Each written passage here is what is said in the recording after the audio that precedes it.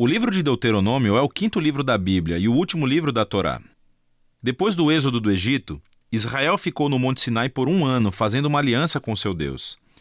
E então eles tiveram uma viagem desastrosa através do deserto, e a geração do êxodo se desqualificou para entrar na terra que foi prometida a Abraão. E assim, Deuteronômio começa com Moisés na frente dessa nova geração explicando a Torá.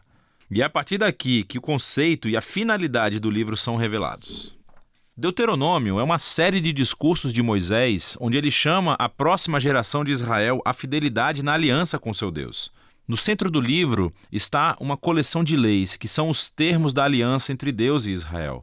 Algumas das leis são novas, mas muitas são repetidas, vindas de leis dadas anteriormente no Monte Sinai. E é daí que esse livro recebe o seu nome, da palavra grega Deuteronomion, que significa segunda lei. Agora, cercando essas leis, há 2 seções externas do discurso de Moisés. Cada uma delas é dividida em 2 partes. Vamos nos aprofundar e ver como tudo se encaixa. Então, primeiramente, Moisés resume a história até agora e destaca a rebeldia da geração anterior, em comparação com a constante graça e provisão de Deus no deserto. E Deus trouxe a sua justiça sobre eles, mas não abandonou suas promessas da aliança. Depois disso, surge uma série de sermões muito intensos, onde Moisés chama essa nova geração para ser mais fiel do que seus pais foram à aliança. Ele relembra os dos 10 mandamentos. E então, a peça central dessa sessão é uma famosa frase chamada o Shema. Moisés disse: "Ouça, Israel, o Senhor, o nosso Deus, é o Senhor único. E você deverá amar o Senhor, o nosso Deus, com todo o seu coração, com toda a sua alma e com toda a sua força." Isso se tornou uma oração diária muito importante no judaísmo e reúne todos os temas do livro. Portanto, a palavra ouça ou Shema em hebraico significa muito mais do que apenas ouvir. Seu significado inclui responder aquilo que você ouve. Em português nós diríamos obedeça. E a palavra amor em hebraico também significa muito mais que apenas uma emoção ou sentimento. É uma decisão de devoção sincera a Deus, que envolve a sua vontade e as suas emoções, sua mente e o seu coração. Para Israel, a sua obediência e devoção a Deus serviria a um propósito muito maior. A obediência às leis fará de Israel um povo único entre as nações, assim como Deus disse no Monte Sinai. Eles se tornarão um reino de sacerdotes. E Moisés agora diz: mas como? Israel tem a chance de seguir as leis para mostrar ao mundo inteiro a sabedoria e a justiça de Deus. A outra ideia-chave no Shema é que Israel foi chamado para obedecer e ser fiel somente ao Senhor, ou, literalmente, em hebraico isso significa que Deus é único. Agora, no contexto, o Senhor é o único Deus a quem Israel deve adorar e obedecer. Israel está prestes a entrar na terra de Canaã, onde as pessoas adoram deuses que representam todos os aspectos diferentes da criação, o sol, o clima ou o sexo e a guerra.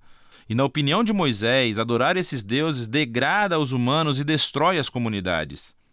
Mas adorar o Deus de Israel, que é o Criador e Redentor, levará a vida e bênçãos. E assim, chegamos à grande coleção de leis no meio do livro, que são organizadas por tópicos. A sessão de abertura é sobre a adoração de Israel ao seu Deus.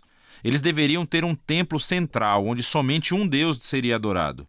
E também Deus deveria ser adorado através do cuidado de Israel pelos pobres. Assim, por exemplo, todos os israelitas deveriam dar 1/10 da sua renda anual para o templo, mas outro 10º deveria ser reservado a cada 3 anos e dado aos pobres. E esses eram os tipos de leis que colocavam Israel na linha de frente da justiça em comparação com seus vizinhos antigos. E tudo estava relacionado à sua adoração a Deus. A próxima seção descreve as qualidades de caráter dos líderes de Israel. Assim, os presbíteros, os sacerdotes, os reis, todos foram colocados sob a autoridade das leis da aliança. E Deus disse que reforçaria essa autoridade enviando profetas para supervisionar os líderes. Assim, em contraste com os vizinhos de Israel, onde os reis eram considerados divinos e a própria lei da nação, os líderes de Israel estavam subordinados à lei e aos profetas. Depois disso, há uma grande parte das leis sobre a vida pública de Israel. Há regras sobre o casamento, a família e os negócios, e também sobre a justiça social, sobre o seu sistema legal e o que deveriam fazer para proteger as viúvas, os órfãos e os imigrantes. E elas terminam com mais leis sobre adoração. Agora, aqui estão algumas dicas sobre como ler todas essas leis. Lembre-se, em primeiro lugar, que estes são os termos da aliança no Monte Sinai, dada especificamente ao Israel antigo, vivendo em uma cultura muito diferente da sua. E por isso, não será útil comparar essas leis com as nossas leis modernas, que são de uma cultura bem diferente. Pelo contrário, essas leis foram dadas para separar Israel. Por isso, precisamos comparar essas leis com as leis dos vizinhos de Israel, como a Assíria ou a Babilônia. E quando você faz isso, de repente, as leis que pareciam duras ou estranhas se tornam muito mais claras. Você vê que Deus está empurrando Israel para um nível de justiça mais elevado do que antes. E, finalmente, tente discernir quais princípios centrais de sabedoria ou justiça estão subjacentes a qualquer lei particular, e você descobrirá algumas coisas bem profundas. Aqui está uma tarefa para obter pontos extras. Veja como o apóstolo Paulo faz exatamente isso na primeira carta aos Coríntios, capítulo 9, versículo 9. Ele cita uma lei de Deuteronômio, capítulo 25, versículo 4, que é realmente interessante. Então, de volta a Moisés. Depois de ler todas as leis, ele emite um desafio final para que Israel ouça e ame seu Deus. Primeiro, ele emite um aviso e um ultimato. Se Israel ouvir e obedecer ao seu Deus, tudo dará certo. Muita bênção divina. Mas se eles não escutam e se rebelam, haverá fome, pragas, devastação e, por último, o exílio da terra. E então Moisés toma uma decisão. Ele diz: hoje eu coloco diante de vocês toda a vida ou morte, bênção ou maldição, bondade ou maldade. Portanto, escolham a vida amando ao Senhor seu Deus e escutando o que ele diz.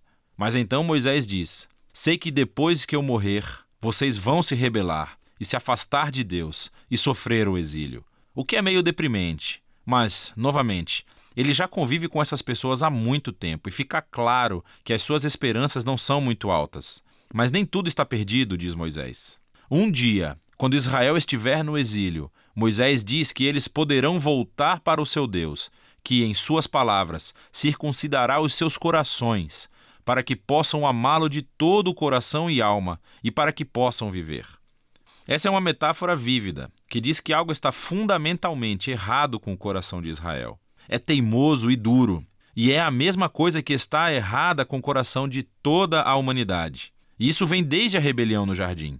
Os humanos ganharam autonomia de Deus. Eles queriam definir o bem e o mal por si mesmos e, como resultado, eles arruinaram o mundo bom de Deus. Mas um dia, Moisés diz, Deus vai fazer algo para transformar os corações do seu povo, para que eles possam verdadeiramente ouvir e amar a Deus de coração, e possam ser trazidos de volta à vida verdadeira.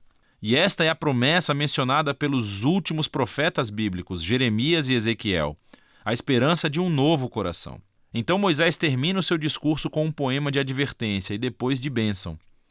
Ele sobe uma montanha e morre, e assim a Torá chega ao fim. Todas as tensões principais da história bíblica estão em vigor, mas ficaram totalmente sem solução. Então, quando é que o descendente da mulher virá para derrotar o mal? Ou como Deus vai salvar o mundo inteiro e abençoar todas as nações através dessa família? E como pode a santidade de Deus se reconciliar com pessoas que são continuamente rebeldes? E como Deus vai transformar os corações do seu povo? Você tem que continuar a ler para descobrir. Mas por enquanto, é disso que se trata o livro de Deuteronômio.